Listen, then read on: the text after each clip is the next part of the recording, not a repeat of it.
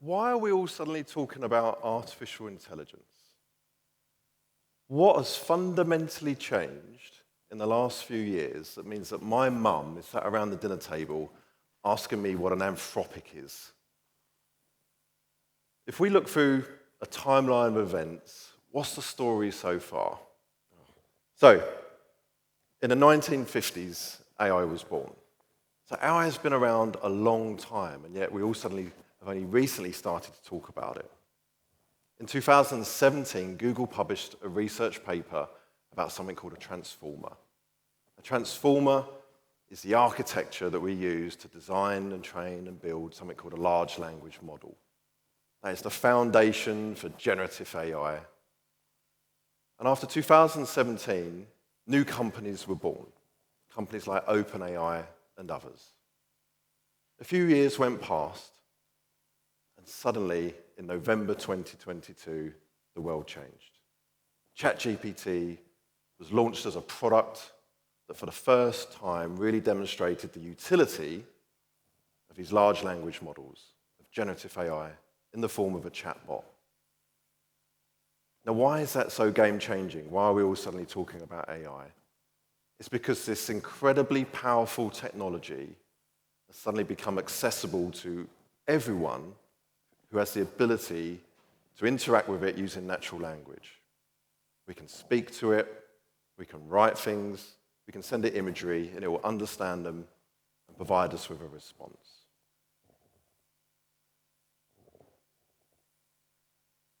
So when I think about life at the tipping point and why we've reached this point today, there's three things I'm thinking about. This access because of natural language. Me and my colleagues and people in the industry are all universally agreed that this is the most pervasive, fastest diffusing technology that we've ever experienced in our lifetimes. It's in pretty much everybody's hands. You're either using it directly or indirectly in many interactions that you do on a day-to-day basis. The other reason we're at this tipping point right now is because of the economics and the quality of generative AI. So in November 2022, the cost of consumption of generative AI was in the order of about $200 per unit of consumption, a thing called a token. Where we stand today, it's about 2 cents for the same sort of token that we're consuming. So it's an order of magnitude cheaper. But also, I remember having many conversations with people and organizations, and they'd be worried about hallucinations, they're worried about the quality and the responses that these systems would give. These days, many of those problems have been dealt with. We've iterated on the models, we've trained them more, we're putting more and more checks and balances in place.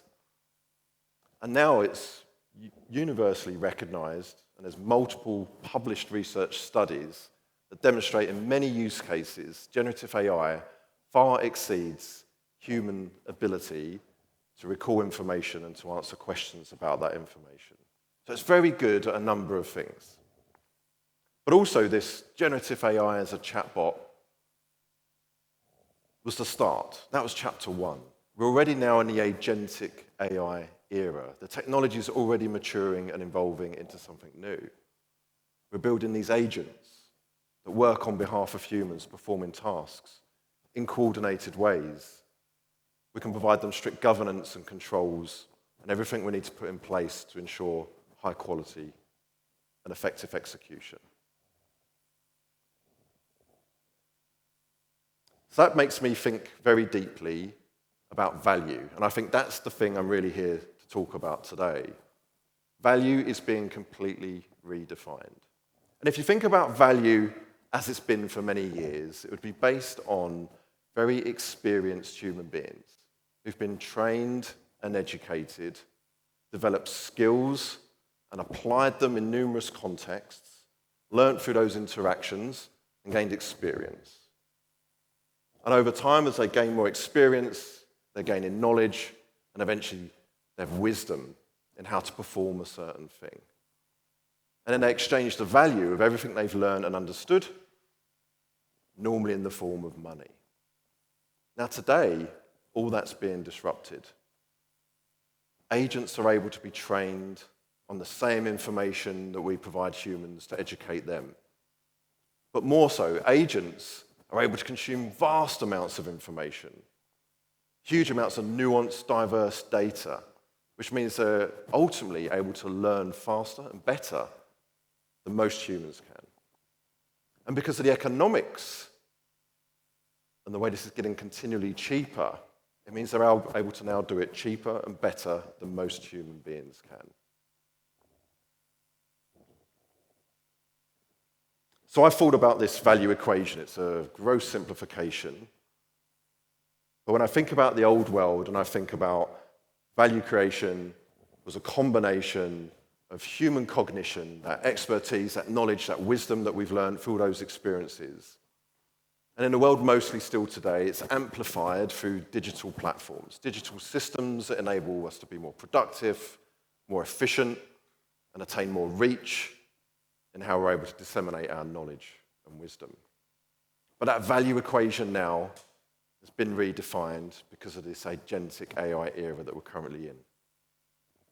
The agents are able to perform the same tasks that we were, cheaper and better. So the way that we used to create value through the knowledge and wisdom that we gained is now completely up for grabs.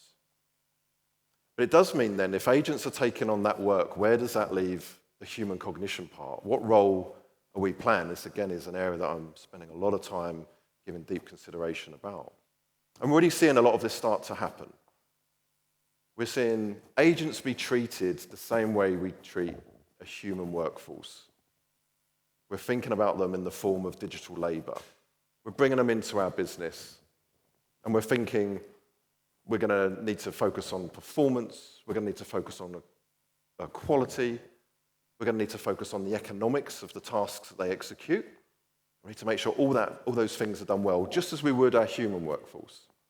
And when that's not happening well, we need to think about what needs to be done differently. Do we need to enable them with more training, more data, more information to improve the quality? Do we need to introduce organizational guardrails that they'll work within so they don't expose us to increased amounts of risk? The answer is yes to all those things. So humans managing a digital and human workforce is the world we're slowly moving into. It's a world where your digital workforce could be in the order of many thousands of agents and a very small number of humans. So the good news is the work is still there to be done and there's lots of it to do. But the bit I'm really excited about, if we enable the agents to do the bits that we've done previously, if we look back in time when these big transformative shifts have occurred, you think electrification, industrialization, mechanization, we all stood there as humans then saying, where does that leave us? What work are we going to need to go and do? We can't see the future and our role in it. And of course, that all changed because of the economics and ubiquity and pervasiveness of those things.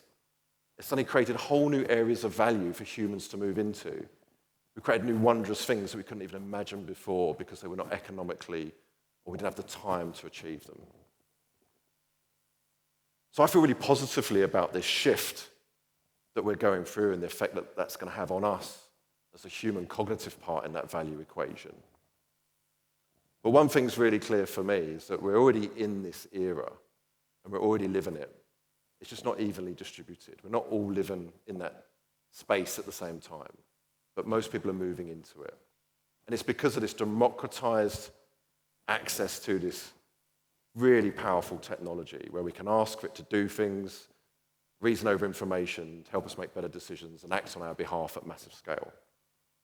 The economics are going to continue to improve, and the quality of this technology is going to continue to get better as we give it access to more richer, diverse data sets. But just as agentic AI is not the end of the story, and chatbots were the start, where's all this going? What could be the next tipping point? What am I thinking about in terms of where the next big transformative and where value will be redefined once again? Well, if I stood here in a year's time, I'd probably be talking about something called artificial general intelligence. When I think of the role that AI is playing, and I think of the things that we're democratizing to it to act on behalf of us, this technology is going to be able to do more and more of those tasks over time as we learn to train it and as we learn to control it and as we build trust in delegating certain things to it. So value's been redefined We're living at this tipping point. There's huge amounts of things for us to do, but also there's huge amounts of potential and lots of things still to be excited about. Thank you. My name's Glen Robinson.